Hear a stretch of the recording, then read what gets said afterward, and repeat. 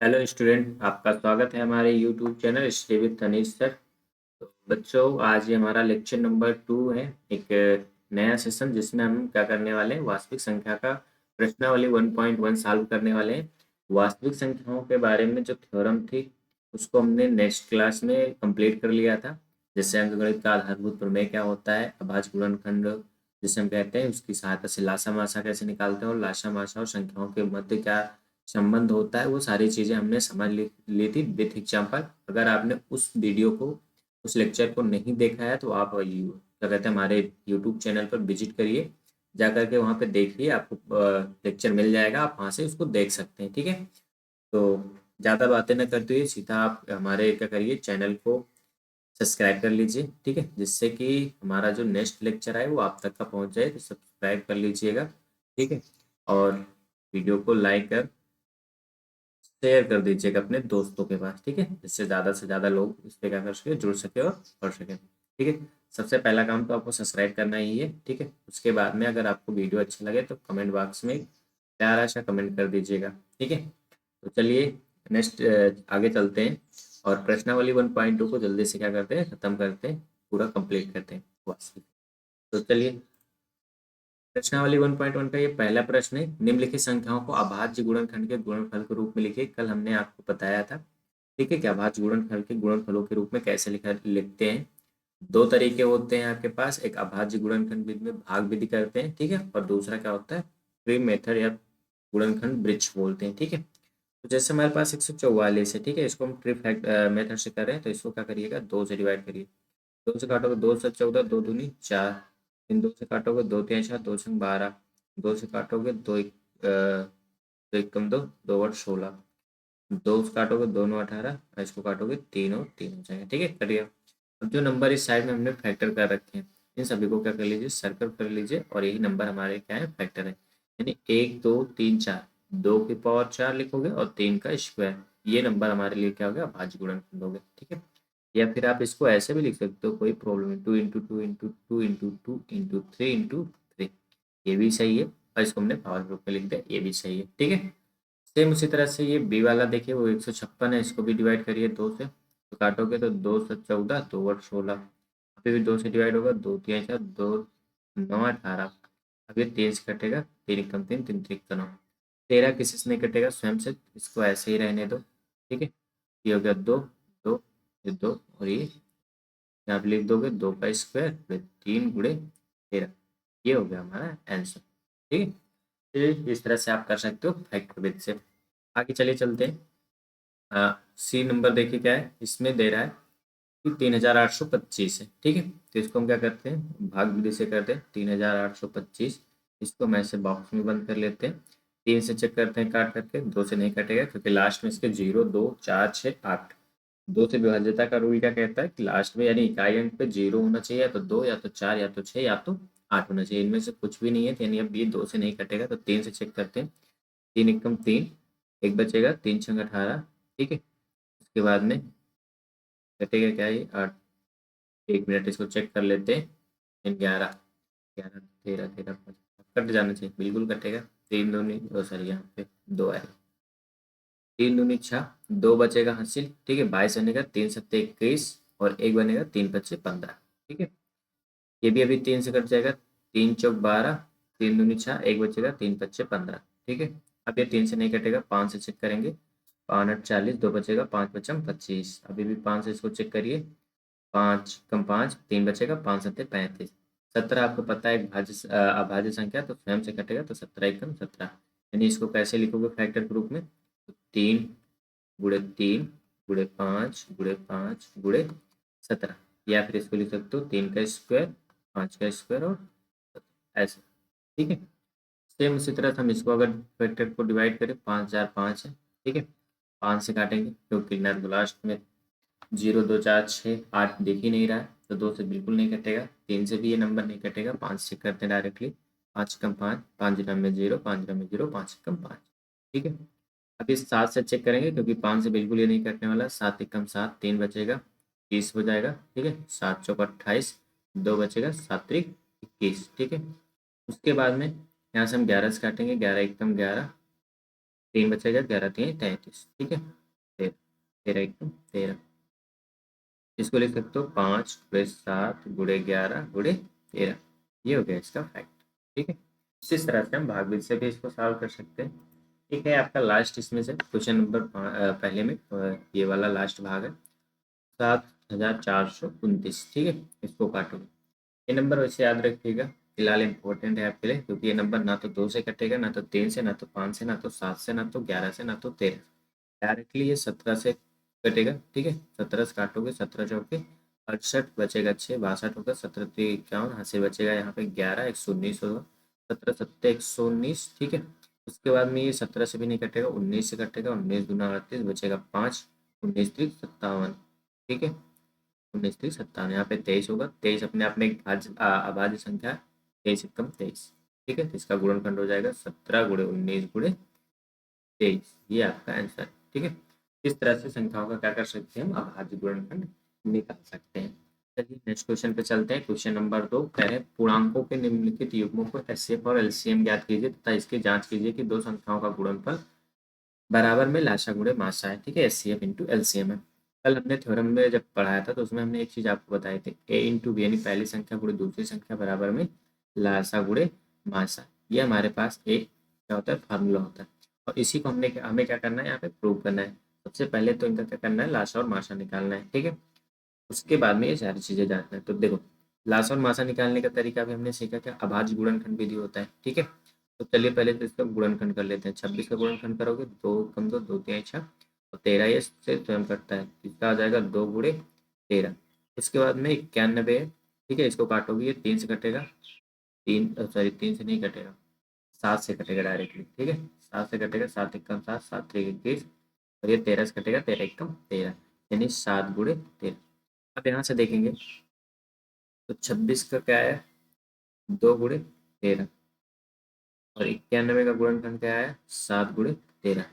Common numbers क्या मिल रहे हैं, 13, यानी इसका तो मासा, ठीक है। मासा है बोले तो एच सी एफ कितना हो जाएगा, 13 हो जाएगा। और हमें एलसीएम निकालना है, यानी कि लाशा, ठीक है।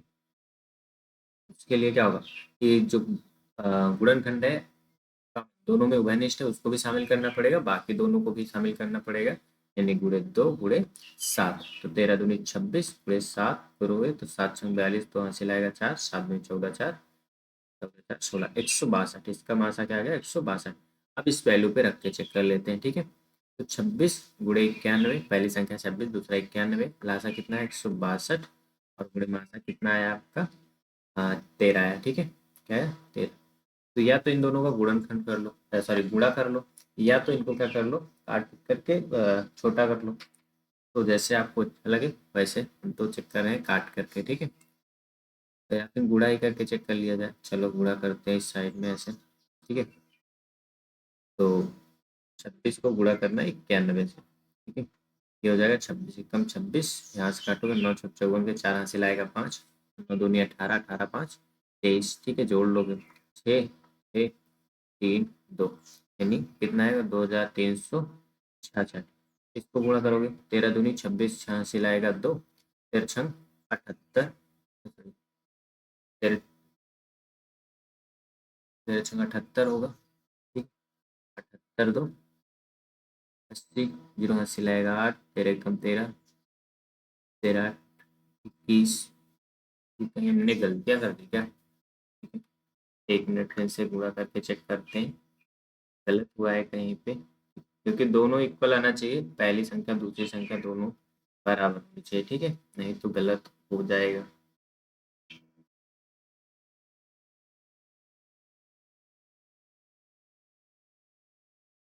या फिर हमने माशा गलत निकाल रखा है, लाशा, ठीक है, आ तो यही रहा है। 1 मिनट,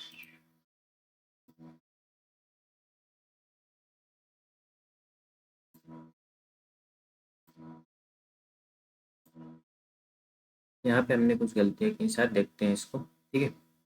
13 दूनी 26, 26 गुणे 7 करेंगे,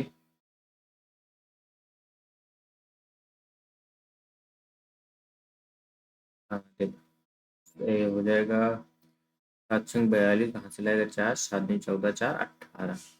वही तो कहीं कहाँ से गलत हो गया, ये आएगा आपका 182।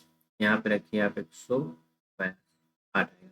अब हो जाएगा 13 दूनी 26, ये 6 हासिल आएगा 2, फिर 8 104, 104 और 2 जोड़ोगे 106 हो जाएगा, हासिल आएगा 10, 13 एकम 13, 13 10 23। ये आ गया। दोनों पार्ट्स क्या हो गए इक्वल। यहाँ से हमने क्या कर लिया, कंफर्म कर लिया कि दो संख्याओं का गुणनफल जो होता है लासा और मासा के गुणनफल के बराबर होता है। ठीक है, चलिए नेक्स्ट सवाल पे चलते हैं। पार्ट नंबर बी सी का सेम चीज वही चेक करना है। ठीक है, अब इस बार हम डायरेक्टली ऐसे चेक कर रहे हैं। देखिए 510, इसको फैक्टर करिए 510, 2 दूनी 4, 2 पंचे 10, 2 पंचे 10। ठीक है, 5 से काटोगे 5 पचम 25, 5 एकम 5, 3 से काटोगे 17 पे 51 होता है, 17 से काटोगे 17 एकम 17। यानी यहाँ से देखोगे तो 510 का फैक्टर क्या आया, 2 गुणे 3 गुणे 5 गुणे 17। ठीक है, क्रम से लिख लेते हैं। उसके बाद में आप इसी यहीं पर 92 का गुणनखंड करोगे तो 2 चौक 8, 2 छक 12, 2 से काटोगे 2 दूनी 4, 2 तिहाई 6, ये 23 स्वयं से कटता है। ठीक है, 23 किससे कटता है, स्वयं से कटेगा। तो ये हो गया, सॉरी 23 यहाँ लिखना है ना, ये हो जाएगा 92 बराबर में 2 गुणे 2 गुणे 23। ठीक है, अब इसका हमें मासा निकालना है, लासा निकालना है। तो लासा और मासा कैसे निकलेंगे, देखिए यहाँ पे 510 है। ठीक है, इसमें दोनों में कॉमन क्या मिल रहा है, 2 मिल रहा है। अगर 2 मिल रहा है तो ये तुम्हारा क्या है, मासा है। और कुछ कॉमन मिल रहा है, बिल्कुल नहीं मिल रहा है। अब लासा निकालना है। ठीक है, तो लासा में क्या हो, जितने नंबर्स होंगे और सबका मल्टीप्लाई कराओ। ठीक है, तो 2 तो ये रहेगा ही रहेगा, साथ में आपको 2 और शामिल करना है, फिर 3, फिर 5, फिर 17, फिर 23। ठीक है, ये भी आपको इसी में शामिल करके रखना है। तो चलिए इसको गुणा करके देखते हैं कितना आता है। ठीक है, 2 दूनी 4, 4 तिहाई 12, 12 पंचे 60, 60 गुणे 17 गुणे 23। ठीक है, उसके बाद में 17 को 6 बार मल्टीप्लाई करेंगे, 17 छक्के 102। ठीक है, ये हो जाएगा 1020 गुणे 23, 17 102 हो गया। और ये 23, 23 नंबर 0, 23 गुना 46, यहाँ से लाएगा 4, 4 23 23, 23,460 इसका क्या हो जाएगा, मासा हो जाएगा, ओ सॉरी लाशा हो जाएगा। ठीक, अब यहाँ से पहली संख्या गुणे दूसरी संख्या करके चेक कर लेते हैं। पहले तो 510 और 92 को गुणा करते हैं। ठीक है, 2 जीरो में 0, 2 एकम 2, 2 पंचे 2 पंचे। उसके बाद में यहाँ से गुणा करोगे, 9 का 9 जीरो में 0, 9 एकम 9, 9 पचे 45। ठीक है, जोड़ लो 0 2 और ये आ जाएगा 9 6 4, 46,920 आ जाएगा। ठीक है, यहाँ से 46,920 आया गुणा करने पर। और यहाँ पे अगर एक लाशा देखोगे तो लाशा आया 23,460 और माशा आया 2, इनका गुणा करो, 2 जीरो में 0, 2 छः 12 दो हासिल आएगा 1, 2 चौक 8 1 9, 2 तिहाई 6, 2 चौक 2 दूनी 4, 46,920 यहाँ से भी आया। यानी यहाँ से प्रूव होता है पहली संख्या गुणे दूसरी संख्या बराबर में लाशा गुणे मासा, यहाँ भी आ चुका है। ठीक है, ये भी आपका हो चुका है। चलिए नेक्स्ट पे चलते हैं। इसी का पार्ट नंबर 3 है हमारा। ठीक है, तीसरा भाग करें, 336 और 54 में ये चीज हमें प्रूव करनी है। तो 336 का गुणनखंड करिए, 2 एकम 2, 2 छंग 12, 2 वट 16, 2 वट 16, 2 चौक 8, 2 से काटोगे 2 चौक 8, 2 दूनी 4, 2 दूनी 4, 2 एकम 2, 3 सत्ते 21, 7 एकम 7। ठीक है, यानी 336 को क्या लिख सकते हैं, 1 2 3 4, 2 का पावर 4 3 इंटू। ठीक है, 54 का गुणनखंड करेंगे, 2 दूनी 4, 2 सत 14, 3 त्रिक का 9, 3 9 27, 3 त्रिक का 9, 3 एकम 3। यानी 54 लिख सकते हो 2 गुणे 3 का। अब हमें क्या निकालना है, मासा निकालना है। मासा करने के लिए आपको कॉमन ढूंढना पड़ेगा। तो दोनों में 2 कॉमन है। ठीक है, और 3 कॉमन है। तो मासा के लिए हम कौन सी घात यूज करते हैं, मैक्सिमम या मिनिमम। तो याद रखिएगा मासा निकालते वक्त हम उभयनिष्ठ गुणनखंडों का छोटी वैल्यू, ठीक है, न्यूनतम घात यूज करते हैं। यानी यहाँ से 2 का यूज करेंगे और वहाँ से 3 पावर 1। ठीक है, दोनों जगह से एक एक। तो ये हो जाएगा 2 तिहाई 6, मासा तो हो गया 6। ठीक है, और लासा निकालने के लिए क्या करोगे, लासा निकालने के लिए सभी गुणनखंडों का मैक्सिमम वैल्यू यूज करते हैं, यानी यहाँ से 2 की पावर 4 यूज करेंगे, यहाँ से 3 की पावर 3 यूज करेंगे और 7, ठीक है, इसका गुणा कर लो तो 2 दूनी 4 दूनी 8 दूनी 16 होगा, ये हो जाएगा 3 3 9 27 और ये हो जाएगा 7, ठीक है। अब इसका गुणा कराओ तो 16 और इसका 27 का गुणा कराओगे तो क्या आएगा, जल्दी जल्दी से करिए, 1 मिनट।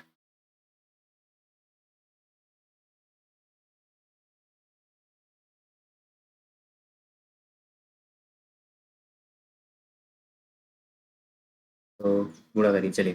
तो 16 सत्ते कितना होता है, 112, दो हासिल आएगा 11, ठीक है, 16 दूनी 32, 32 में 11 जोड़ोगे तो कितना आएगा, 10 42 43, 432 आ गया। इसमें 7 से गुणा करना है तो 7 दूनी 14, 4 हासिल आएगा 1, 7 त्रिक 21, 22 हासिल आएगा 2 और 7 चौक 28, 28 तो 30, 3024 आ जाएगा, ठीक है।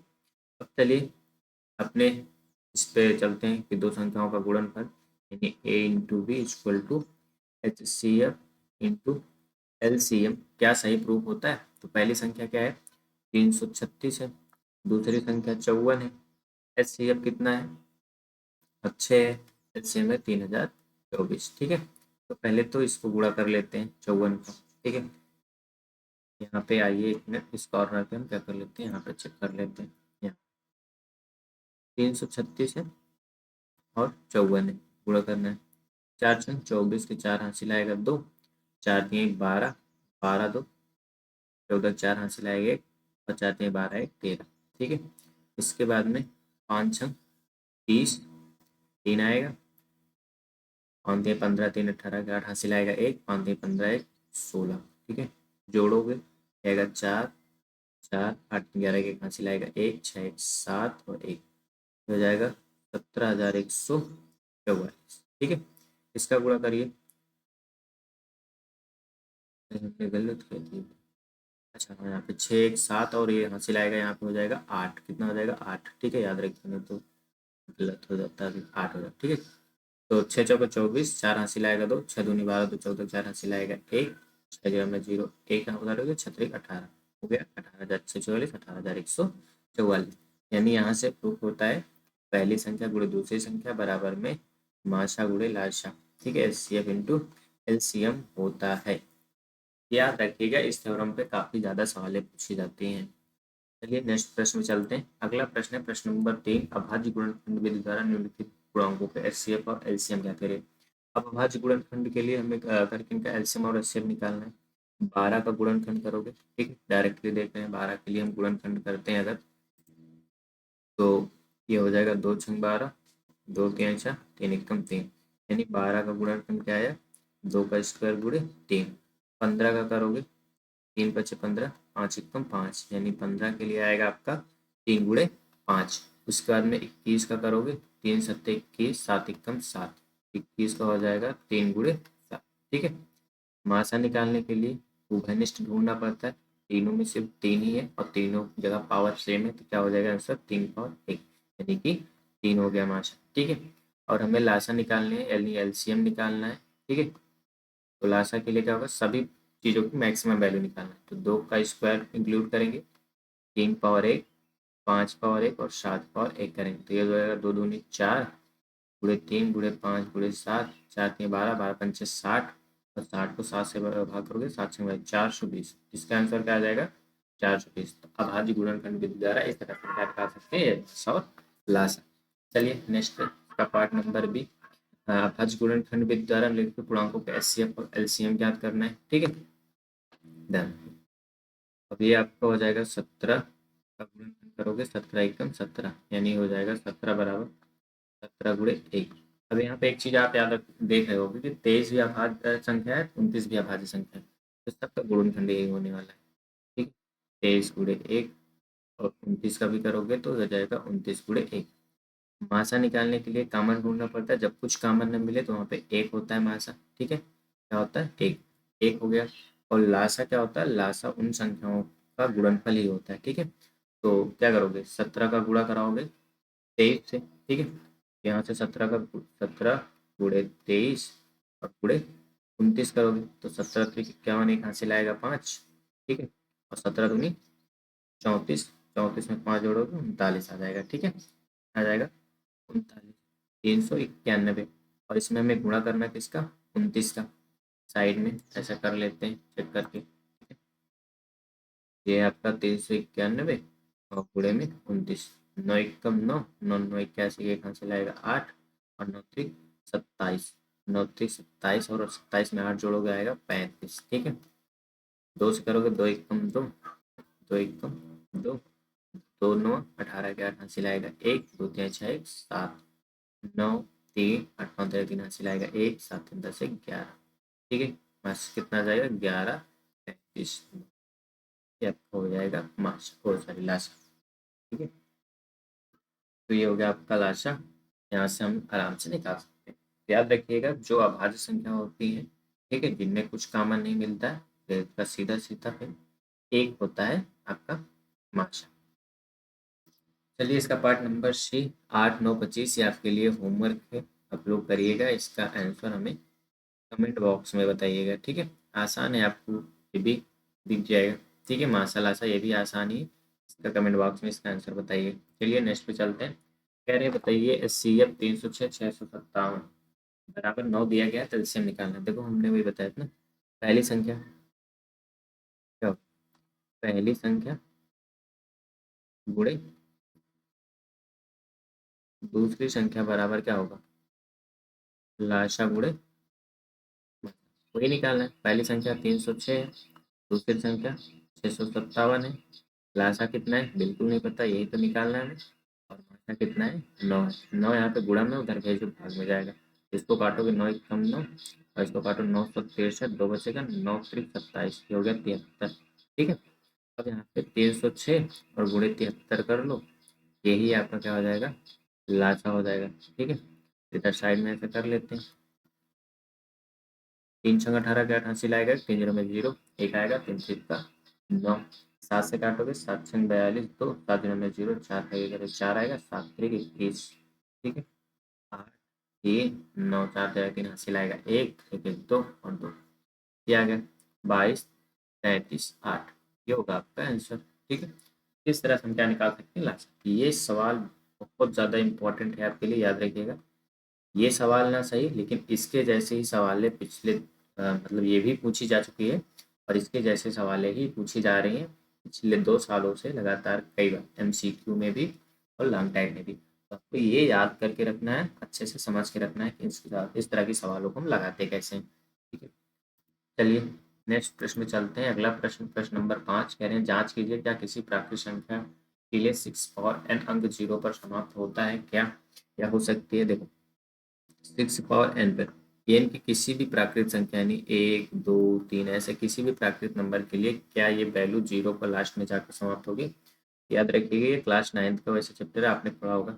अगर किसी का इकाई अंक 0 है तो उसके फैक्टर में, उसके गुणनखंड में 2 और 5 तो होने चाहिए। ठीक है, 2 और 5 होने चाहिए या 5 तो होना चाहिए। तो यहाँ पे 6 का फैक्टर करोगे तो 6 का फैक्टर करते ही आप पाओगे कि यहाँ पे इसमें 2 है और 3 है, 2 3 6। ठीक है, 5 यहाँ पे नहीं है, तो आपको यहाँ पे लिखना पड़ेगा। ठीक है, यहाँ पे कुछ शब्द में ऐसे लिखना पड़ेगा कि 6 का गुणनखंड करने पर हमें 2 और 3 मिलता है, 5 यहाँ पे नहीं प्राप्त है, इसीलिए 6 पावर n, n के किसी भी मान के लिए। ठीक है, n के किसी भी मान के लिए, किसी भी मान के लिए 0 पर समाप्त, शून्य पर नहीं समाप्त होगा। ठीक है, शून्य पर समाप्त नहीं होगा। जिसके वैल्यू में, ठीक है, जिसके वैल्यू में 2 और 5 दोनों होंगे तभी उस पे 0 मिलेगा, नहीं तो मिलेगा ही नहीं किसी हाल में। और 2 और 3 है।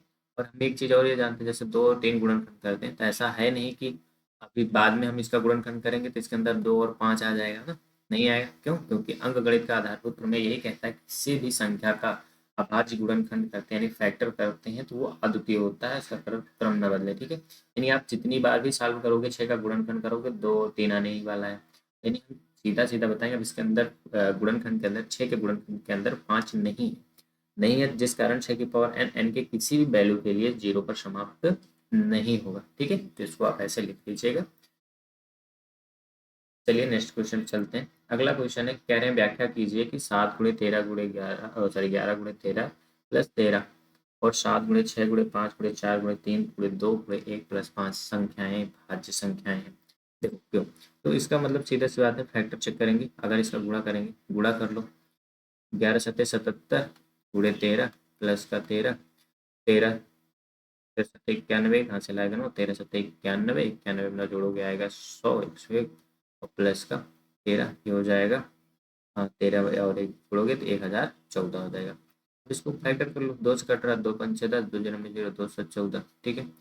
ये नंबर 2 से क्या हो गया, डिवाइड हो गया, और ये 1 से भी कटेगा, ठीक है, और स्वयं से तो कटेगा ही कटेगा।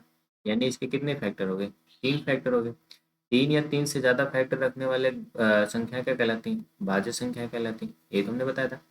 ये नंबर, ठीक है, जो आया 1014, ये नंबर 1 से कटेगा, पहला फैक्टर, ये 1014 से भी कटेगा, दूसरा फैक्टर, ठीक है, और ये 2 से भी कट जा रहा है, तीसरा फैक्टर। तो 3 फैक्टर अगर इसके मिल गए तो हम सीधी सी बात बताएंगे कि ये कौन सी संख्या है, भाज्य संख्या है, ठीक है। उसी तरह से यहाँ पे करो, 7 छंग 42, 42 पंचे करोगे 210, 210 चौके 840 होगा, 840 को 6 से गुणा करोगे तो हो जाएगा 6 जीरो में 0, 24, 2 आएगा, 6 8 छंग 48, 2 50, ठीक है, और प्लस करोगे 5, ये हो जाएगा 5045। अब इसमें भी देखो, 5045 1 से कटेगा, स्वयं से भी कटेगा, ठीक है, तो दो तो फैक्टर मिल गए, और कोई फैक्टर मिला, बिल्कुल 5 से इसको डिवाइड करेंगे, 5 कम 5, 5 0, 5 0, 5 9 45, कट गया, ठीक है, यानी ये 5 से भी कट जा रहा है, इसका एक 3 फैक्टर इसके भी मिल गए। तो इस संख्या के भी कम से कम या 3 गुणनखंड तो है ही, और 3 गुणनखंड है तो ये भाज्य संख्या है, ठीक है। इस तरह से इसको प्रूव कर सकते हैं।